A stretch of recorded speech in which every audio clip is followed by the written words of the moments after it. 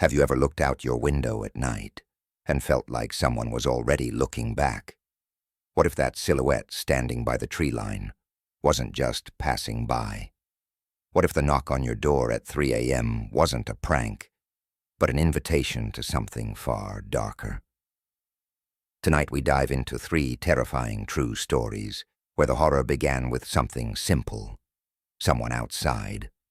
But by the end, these stories prove that once you notice them, they've already made it inside. In our first story, a teenager starts noticing a tall, smiling figure lurking by his fence. At first, it's always outside, watching. But when a blood-stained package appears on the doorstep and the knocking starts coming from inside the walls, he realizes it's not just stalking. It's waiting for permission to enter.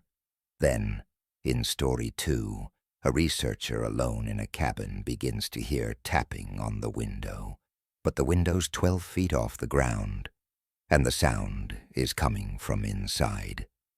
When the taps become messages, and a shadow starts mimicking his every move, he discovers the chilling truth. Once you acknowledge it, it never leaves. And finally, in story 3, a bored teen dares to try the porch light test, a local legend that warns if someone appears at your door at 3:03 a.m. and knocks 3 times, never answer. But when the knocking starts coming from the mirror and the basement, he learns this isn't a test, it's a trap. Turn up the volume, check your locks, and whatever you do, don't answer the door. Story 1. The Eyes Behind the Fence. I used to think nothing bad ever happened in quiet neighborhoods. Our street was the kind with trimmed lawns, live, laugh, love signs, and neighbors who waved when they saw you pulling out of the driveway. Everyone knew each other by name, or at least we used to. It started on a Wednesday night. I remember because it was my turn to walk the dog, and I was already annoyed that my brother had skipped his shift again. I took Jasper, our golden retriever, down the block, around the corner, and back like usual. Except that night, he froze halfway through the walk, right by the fence that separates our neighbor's yard from the woods. He just stood there, hackles raised, growling low. I peered into the woods, expecting maybe a raccoon or a deer, but there was something else, a shape. It was hunched behind the fence just on the edge of the trees, not moving, not blinking, watching. I tugged Jasper's leash. Come on. But he wouldn't budge. And the figure behind the fence, it shifted, just enough for me to see that it had eyes, wide, glinting in the moonlight, locked right on mine. I didn't sleep well that night. The next morning, I told my mom about it. She brushed it off. It's probably just someone hiking through the woods. You're overthinking it. But I couldn't shake it. That night I peeked out my bedroom window before bed. And that's when I saw him, a tall figure, the same height as the one from the woods, was standing on the sidewalk across from our house, motionless, facing our window. No flashlight, no phone, no reason. I snapped the curtain shut. Over the next few days, I kept spotting him, sometimes at night, sometimes in the early morning when I was leaving for school.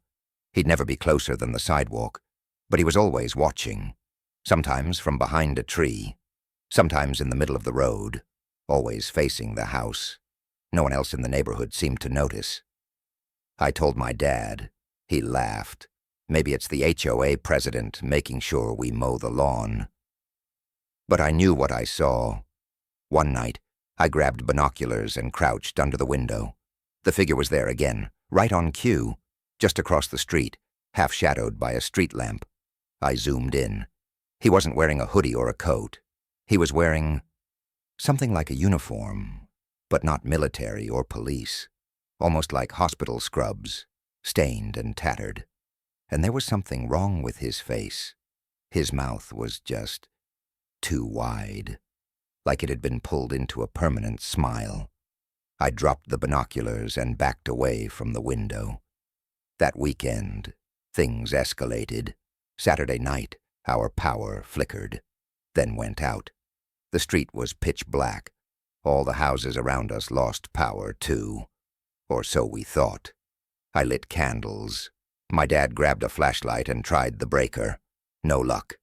Then came the knock. Not on the door, on the glass.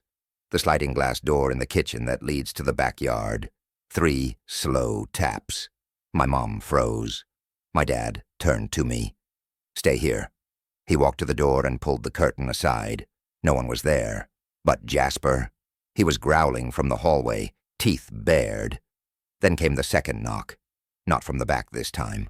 From the front, on the window right beside where I was standing. 3 slow taps. I dropped to the floor.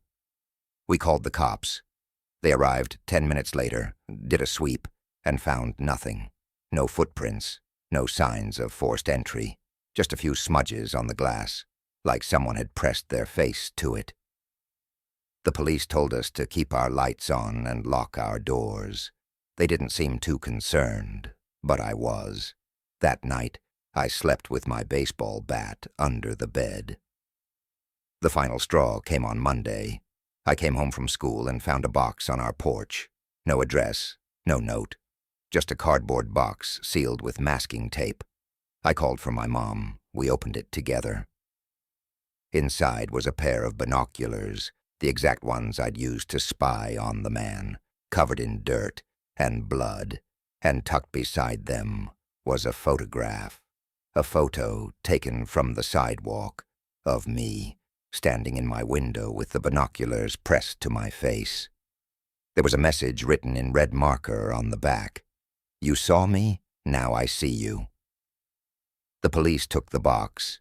They told us not to touch it anymore and left with vague promises. "We'll investigate. Let us handle it. Probably just a prank." A prank. That word haunted me. Who pranks someone by returning bloodied binoculars and a picture taken without their knowledge? That night, I stayed up. My parents double-locked every door, closed the blinds, and kept the hallway light on. Jasper slept at the foot of my bed, ears perked and growling every time a branch tapped the window. At 1:03 a.m., I heard something outside, a scraping. I didn't move. I just listened. Scrape, scrape. It was slow, repetitive, like something being dragged across our driveway. I finally summoned the courage to look. I tiptoed to the window and peeled back the blind just an inch. He was there, right in the middle of the driveway, dragging something. A long piece of rope, thick, frayed, stained. And his face, it was clearer now. The smile wasn't natural. It was cut. A surgical wound stretched from cheek to cheek. Scar tissue puckered at the corners, and his eyes were wide with a sort of manic joy, like he was having the time of his life just standing there in the dark. Then he stopped dragging the rope and turned toward me. He didn't move, didn't wave, just watched. I let the blinds fall and crawled back into bed, shaking. The next morning, there was no rope, no man, nothing, just lines etched into the driveway, as if something heavy had been dragged back and forth. My dad said it was probably a tree limb. My mom tried to cancel our camping trip for the weekend, but he insisted we go. "It's just nerves. We need to get out of the house. Fresh air will do us good." I wanted to scream, but I stayed quiet, because deep down, I was starting to question if I was the only one seeing him, if he was meant for me alone.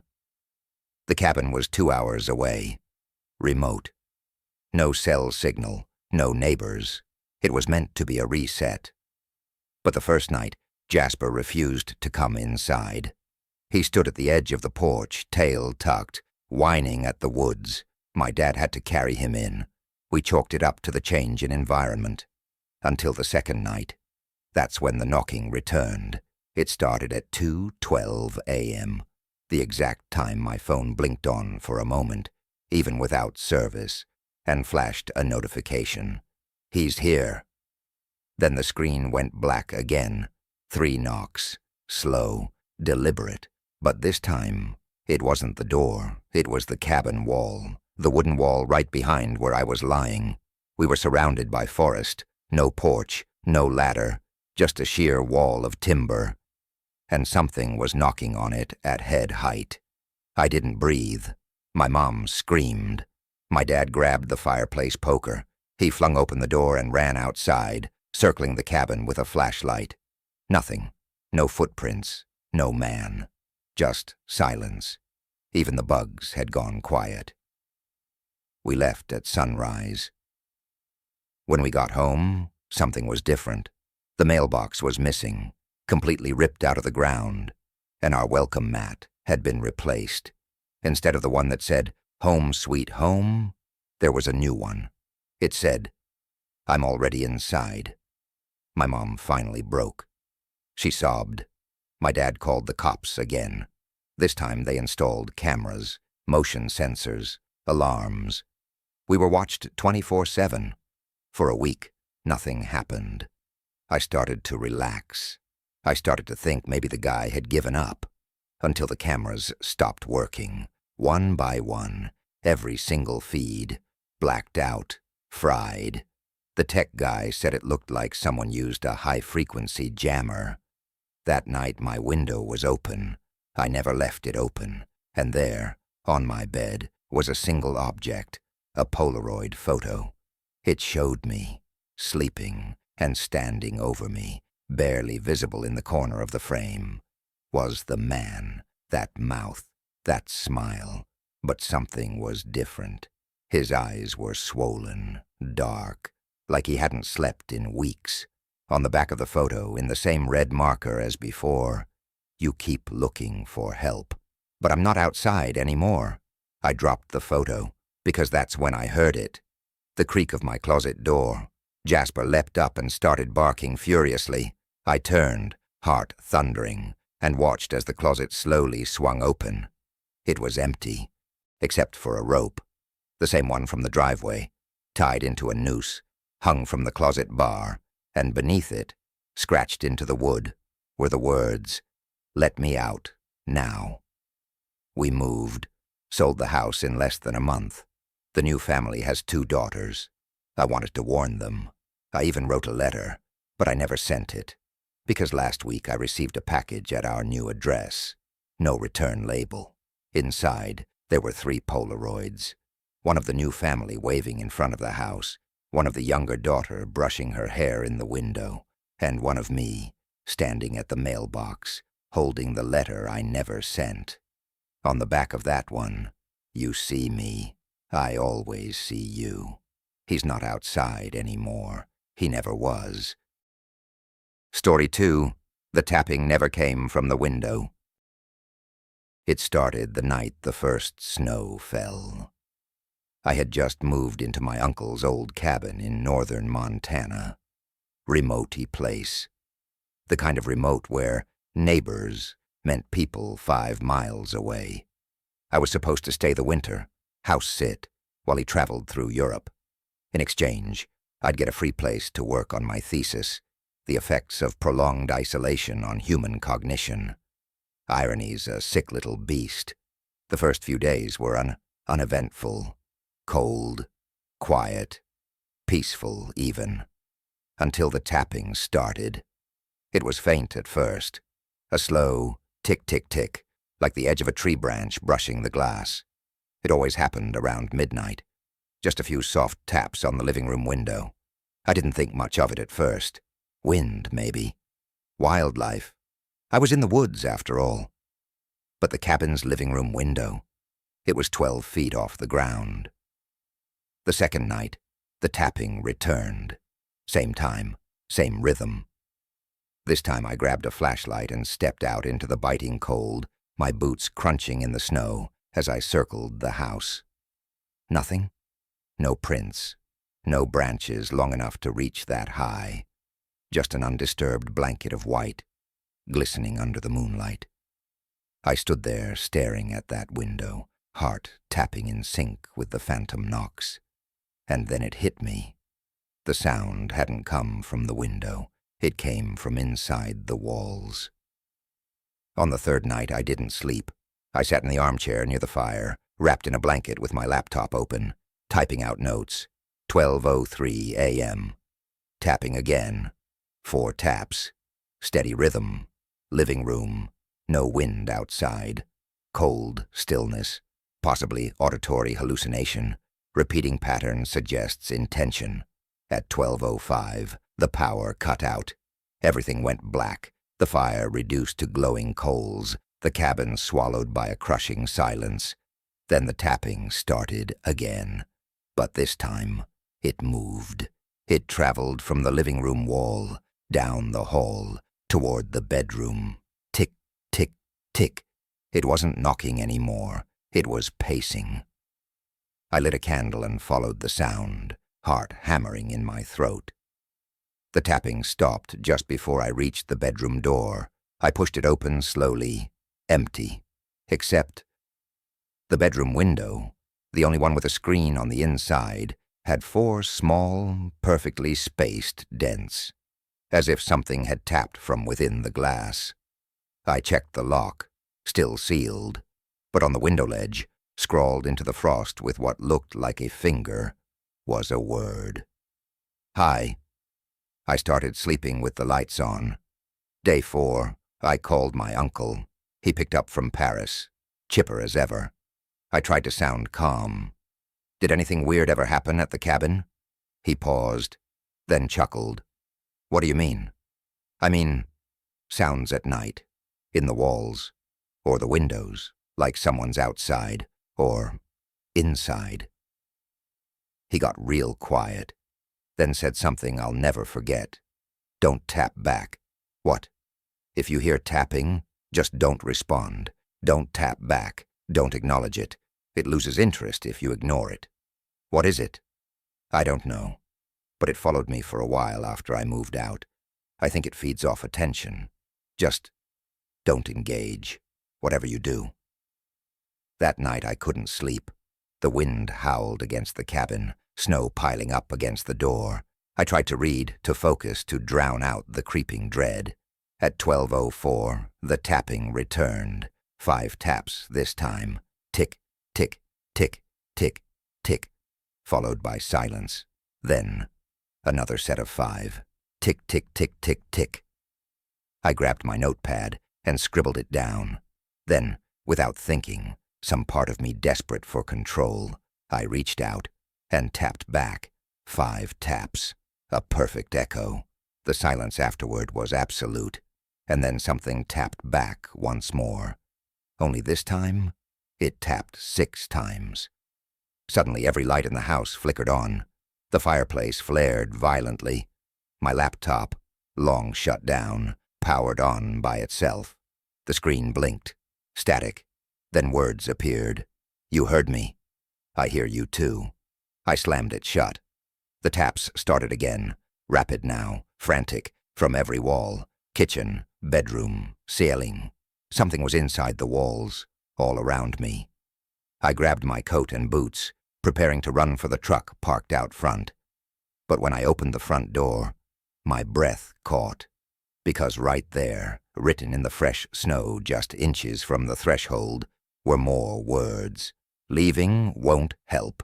You let me in. I slammed the door shut and backed away. The tapping stopped again, replaced by a new sound. Breathing, heavy, close, coming from the hallway. That's when I saw it. Not a person, not even a creature, a shadow, an outline. Vaguely human, but wrong. Too tall, arms too long, face, faceless.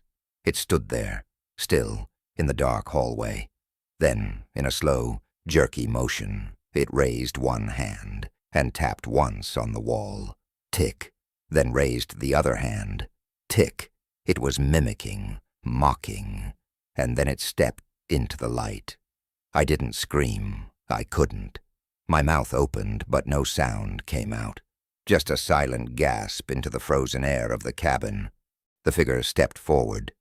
Each movement caused the wooden floorboards to creak, yet the tapping never stopped.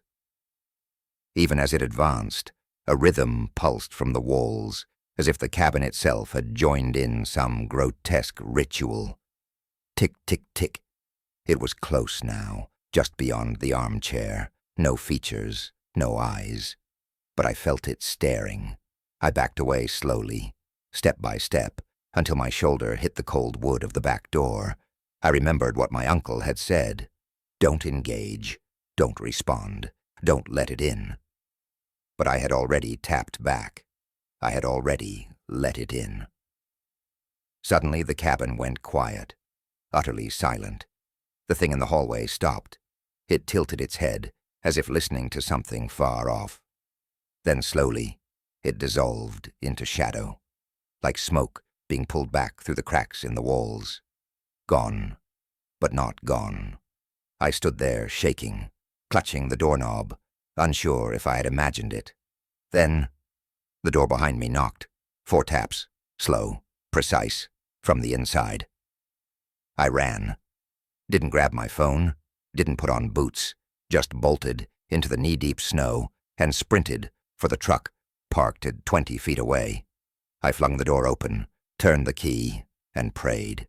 The engine coughed, once, twice, then roared to life. I drove, didn't care where, just away. Snow pelted the windshield like bullets. Branches whipped against the glass. My breath fogged up the interior, and still, somewhere beneath the wind and the hum of the engine, I could hear it. Tick, tick, tick. I drove until sunrise, pulled into a diner on the outskirts of town, disoriented, barefoot, shivering. The waitress stared as I stumbled inside. "You okay, hon?" "No," I croaked. "Something's in the cabin. Something's in me." She nodded like she'd heard it before. "You tapped back, didn't you?" My blood ran cold. "What did you say?" She poured me coffee, eyes serious now. "They used to call it the Knockers, old mining legends. Said they lived in the rock, in the wood. Couldn't get to you unless you answered them. I didn't know. No one does, until it's too late." I stayed at a motel that night. Triple locked the door, stuffed towels under the cracks, covered every mirror, and for a while it was quiet. Until 12:04 a.m., tick, tick, tick. On the wall behind the bed, I didn't move, didn't breathe, didn't tap. But something changed. The tapping moved. It began to spell. Tap, tap, pause, tap, tap, tap, pause, tap. I counted. 2, 1, 2, 1. A code. Morse code. I Googled it with trembling hands, copying down the pattern. WESAWYOU. Then more tapping. This time, it spelled something different. WENEVERLSAFT. I didn't sleep. I packed at dawn and went straight to a library in town. I needed answers. Any answers. What I found was worse than I expected. A handful of local records dating back to the 1800s. Mentions of a series of disappearances in remote cabins. People reported hearing strange noises, knocks in the walls. All of them vanished without a trace. The only pattern? They all stayed in my uncle's cabin. The land itself was cursed. Something had lived there before the house, something ancient, and now it had attached to me. I called my uncle again, demanded the truth. He didn't sound surprised. In fact, his voice trembled the moment I said I had tapped back. "I'm sorry," he said. "I thought you'd be fine if you ignored it. But if it's already mimicking you, it's learning." "Learning what?" "How to be you." I returned to the cabin one last time. I don't know what made me do it. Maybe I hoped I could confront it, break the connection. I arrived just before midnight. Everything was quiet. The cabin stood dark, half buried in snow. I opened the door and stepped inside. The fire was burning. Someone had lit it. On the table was a note, written in my handwriting. "You left the door open." I turned around to leave, but the door slammed shut behind me. From the hallway came footsteps, slow and deliberate, then tapping from the walls, the ceiling, the floorboards, everywhere. I covered my ears, and that's when I heard my voice, coming from the hallway, calling out, "Hey, come back.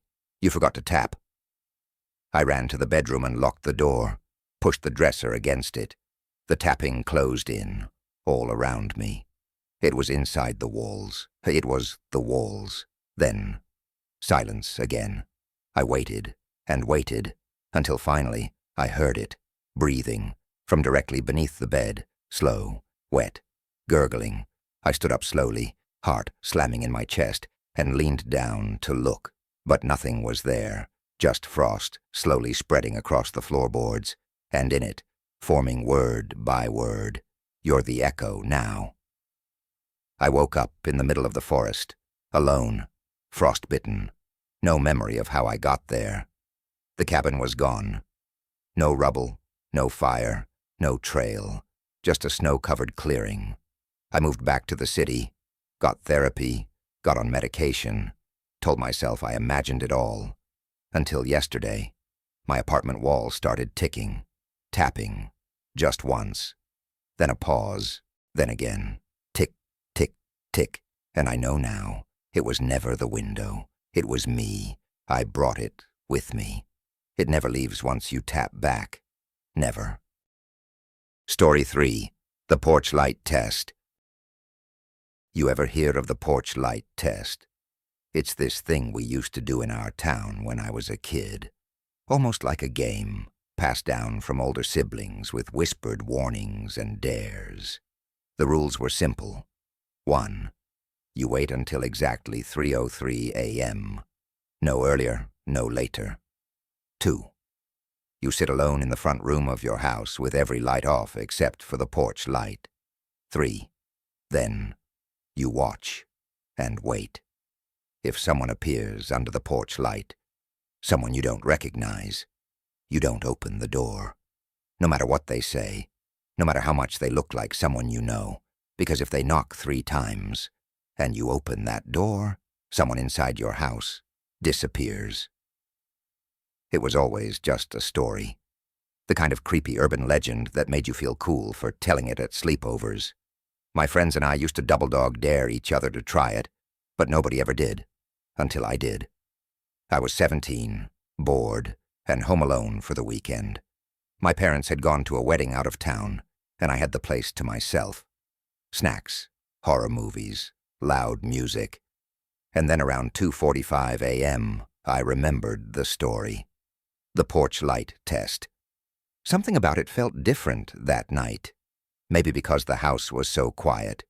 Maybe because I'd just finished a movie where the monster only came when you acknowledged it. I wasn't scared. I was curious. So I grabbed a blanket, turned off every light except the porch, and sat down in the armchair near the front window. 2:59 a.m. I chuckled at myself. 3:01. My eyes were getting heavy. 3:03. Nothing. I leaned back and closed my eyes. That's when the porch light flickered. I snapped upright. The bulb buzzed loudly, like something was interfering with it. Then it went out and came back on, and when it did, there was someone standing underneath it.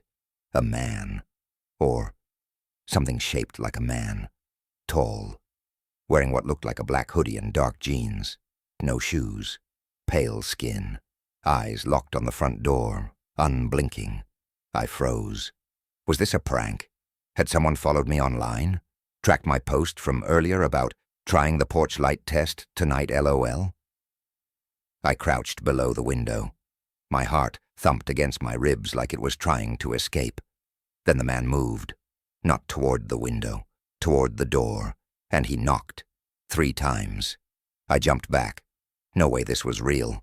I crawled to the door, careful to stay beneath the glass pane. I didn't want him to see me. Then I heard it. A voice. Calm.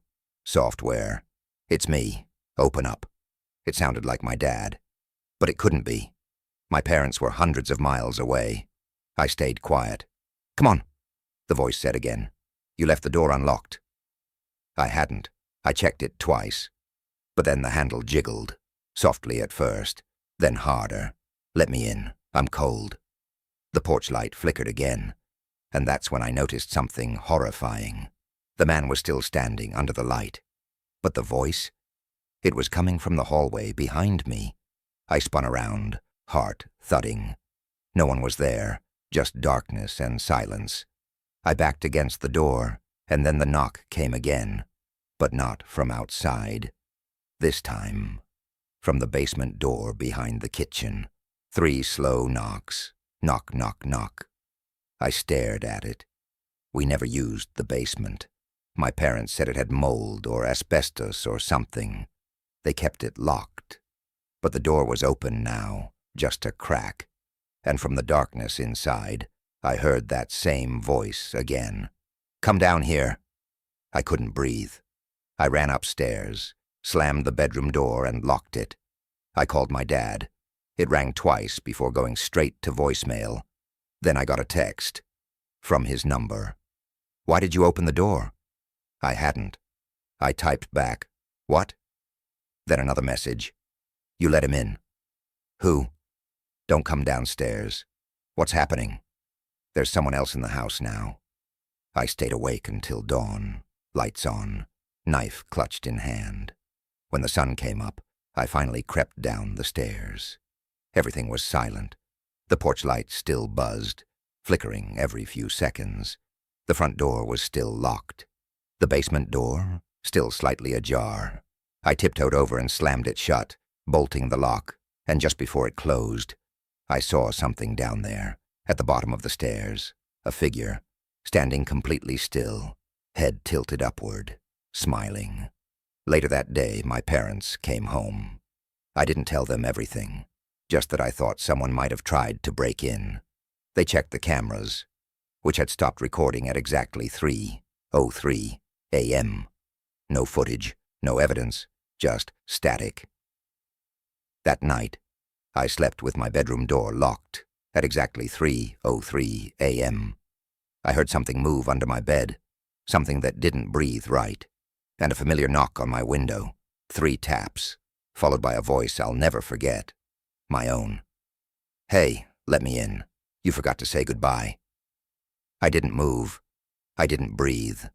I just stared at the window from my bed, sheets pulled up to my chin like I was 5 years old again, because the voice that whispered from the other side, it wasn't just like mine, it was mine, the same cadence, same lazy rasp, same exact way I say the word, hey.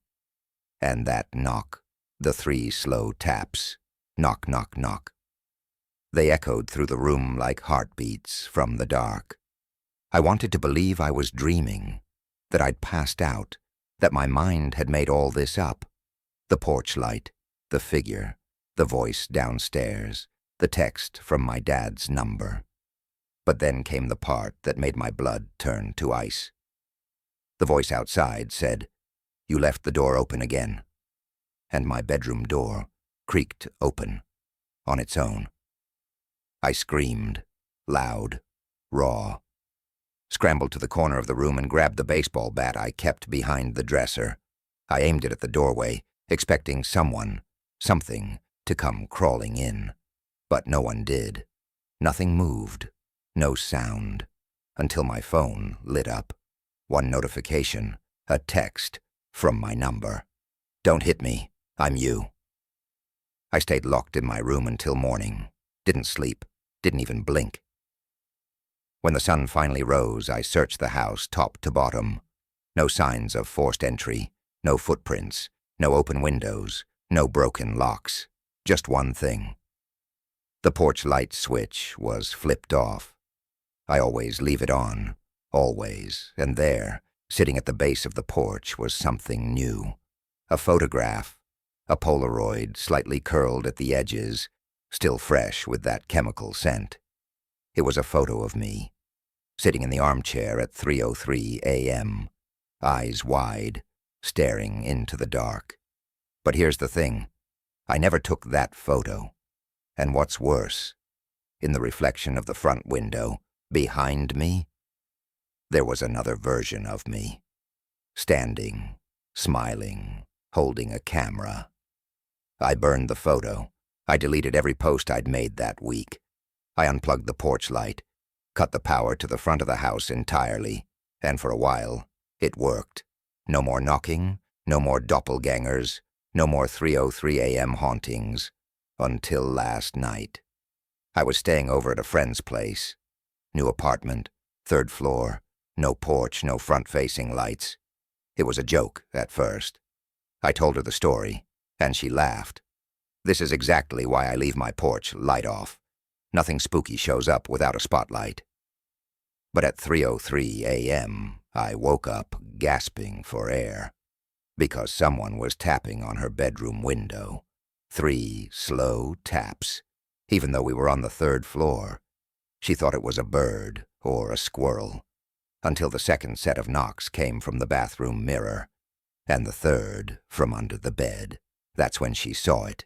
Me, or someone wearing my face, standing in the hallway, smiling, mouth too wide, eyes too still, and tapping his fingers against the wall in a rhythm. Knock, knock, knock.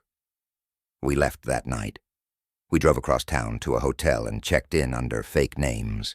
No social media, no phones, just silence and white walls. At 3:03 a.m., I stared at the digital clock, too afraid to blink. And then it went black. The power cut out, and across the room, on the mirror, written in condensation, were the words, "Porch light or not." I find the door, and under it, my face, drawn in streaky, wet smudges. I don't know what I let in that night. I don't know if it ever was a test, or if that's just the name it gave itself to get in. All I know is this: when you see a shadow under your porch, light at 3:03 a.m., never open the door, because even if you don't, eventually it stops knocking and starts answering for you. So, after hearing these stories, let me ask you, if you heard a knock at your door right now, slow, deliberate, 3 taps in the dead of night, would you open it? Sometimes the true horror isn't what's waiting outside. It's realizing it already found a way in, from shadowy watchers behind fences, to tapping that never came from the window, to the terrifying moment you see your own face smiling back at you from the porch. These stories aren't just creepy tales, they're warnings, because once you notice them, once you look back, they don't forget you. If this video sent chills down your spine, make sure to like, subscribe, and tap the notification bell so you never miss a story you'll regret watching in the dark. And tell us in the comments, what would you do if someone knocked at 3:03 a.m.? Or even worse, if they whispered your name from the hallway. Until next time, keep your lights on and your doors locked. See you in the next nightmare.